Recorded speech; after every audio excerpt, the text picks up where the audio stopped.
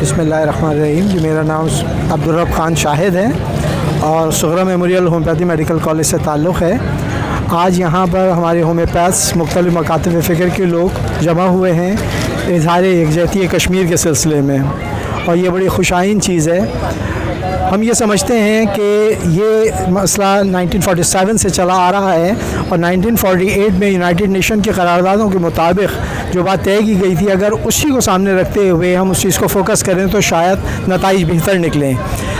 हम एक नारा बुलंद करते हैं कि कश्मीर बनेगा पाकिस्तान, लेकिन शायद इस नारे से हमारे कश्मीरी बहनों और भाइयों के लिए कुछ मुश्किलात पैदा हो रही हैं। कश्मीर एक आज़ाद रियासत है। कश्मीर में कश्मीरी बहनें अपनी इज़्ज़तें और नामूसों की हिफाजत कर रही हैं। कश्मीर में वहाँ का नौजवान अपने खून से वहाँ की धरती को सेंच रहा है, तो कश्मीर पर हुकूमत भी कश्मीरियों का ही हक़ होना चाहिए।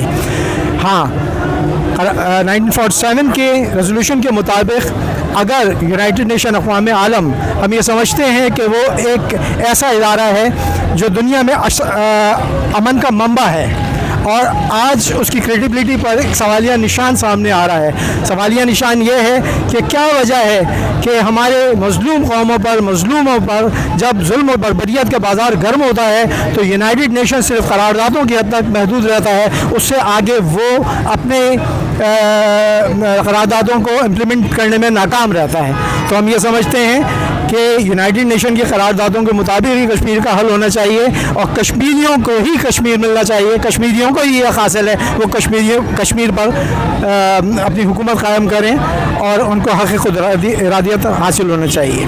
शुक्रिया जनाब।